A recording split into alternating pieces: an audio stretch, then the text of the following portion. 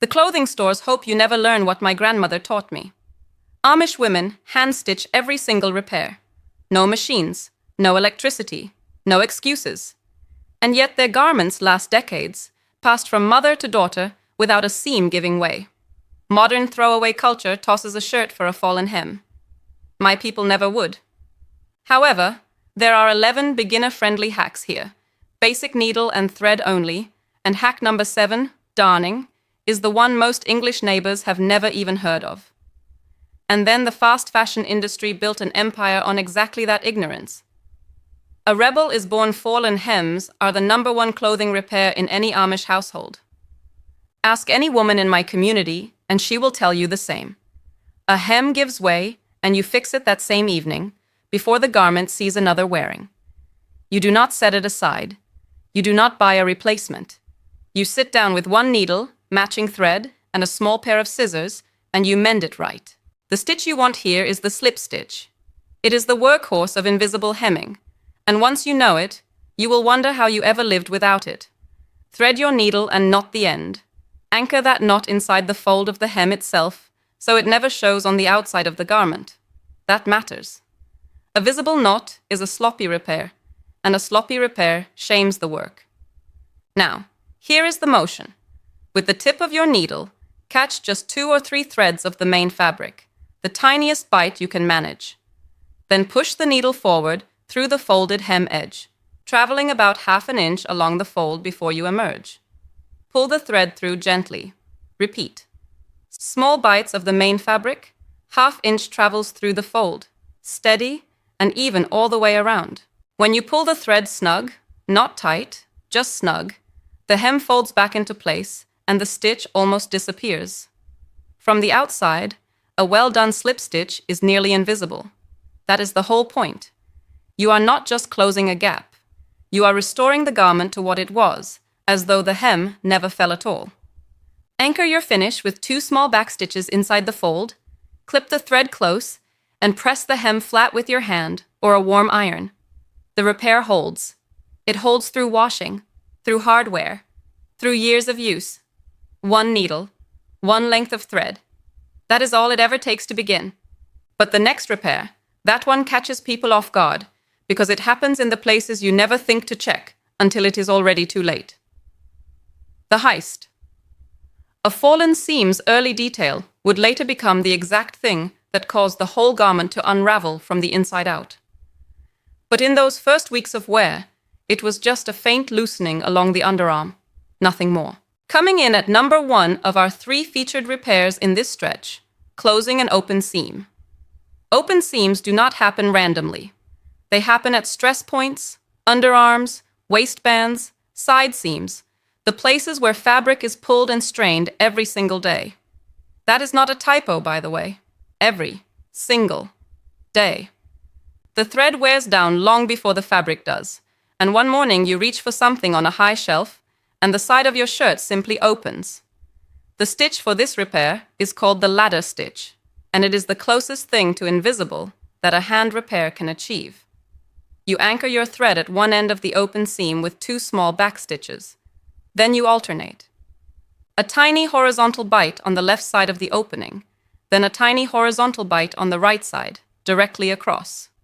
Left, right, like the rungs of a ladder laid flat between the 2 edges of fabric. After every 4 or 5 stitches, pause. Pull the thread gently, slowly, and watch the 2 edges draw together. Not bunched, not puckered. Flat and clean, the way the seam was when the garment was new. The key word there is gently. Yanking the thread creates a pucker that no amount of pressing will fix. When you reach the far end of the open seam, do not simply knot and clip. Backstitch 2 or 3 times to lock the repair. That locking step is what separates a repair that lasts 1 season from one that lasts 10 years. An Amish woman does not redo the same repair twice if she can help it. The seam is closed. The garment is whole again. A fallen seam celebrated its own repair. It shouldn't have. That was only round 1. Everything the open seam had built was about to work against them. The fugitive. Number 2. Securing a loose or missing button. A button does not simply fall off. It works itself free over months of use, the thread thinning one fiber at a time until the day it finally lets go entirely. This is where the story takes a turn nobody expected. In Amish households, a loose button is caught early. You feel it wobble. You sit down that same evening. You do not wait until it is gone, lost somewhere on a muddy lane or a barn floor. Here is the Amish trick that most English sewers have never heard. Before you stitch the button to the face of the garment, place a small flat backing button on the inside of the fabric, directly beneath where the main button will sit. Both buttons get stitched together through the fabric at the same time. The backing button distributes the pulling force across a wider area of cloth. Without it, repeated stress concentrates on just a few threads, and the button tears free again within weeks. Thread your needle, double it, and knot the end. Come up through the fabric and through one hole of the main button. Go back down through the second hole and through the backing button on the inside. Repeat this 6 to 8 times, building a solid column of thread. Then, before you finish, bring your needle up between the button and the fabric and wrap the thread around that column 4 or 5 times. That wrapping creates what is called a shank, a small neck of thread that allows the button to sit up slightly and move freely when fastened. Without a shank, a button sits flat, and the fabric buckles around it every time it is done up. Finish with a firm knot on the inside of the garment, never on the face. A knot on the face is the mark of a hurried repair, and hurried repairs fail. This method works on heavy wool coats, canvas trousers, and children's clothing that takes punishment every single day of the week. That wrapping technique was a warning sign. Skipping it always comes back to haunt you. But that's getting ahead of the story. The reckoning. At number 3, patching worn knees and elbows. And this is the part where things stopped being funny. In Amish communities, children are taught to patch their own clothing before they are 10 years old. Patching is not a mark of poverty. It is a mark of competence. A well-set patch on a worn knee is something to be proud of, not hidden. I mean, think about that for a second. A culture that turns repair into a point of pride, not shame. The fabric at knees and elbows thins from the inside out before it ever holes through. By the time you can see the worn spot clearly, the weave has already weakened across a wider area than the visible damage suggests. Cut your patch from matching or contrasting fabric. Contrasting is perfectly acceptable. And make it slightly larger than the worn area on all sides. That margin is not decoration. It is structural.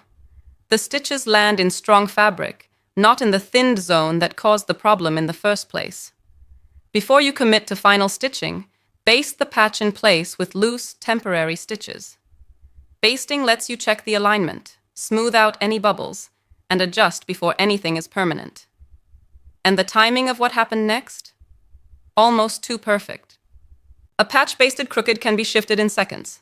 A patch permanently stitched crooked must be cut free and started again. Once the patch sits right, stitch around its perimeter with a running stitch. In, out, steady and even, about 1/8 of an inch from the edge. At each corner, reinforce with an X stitch. Corners are where patches lift and peel, and the X holds them flat. Iron-on patches exist. They are faster. They are also gone within a season of hard washing.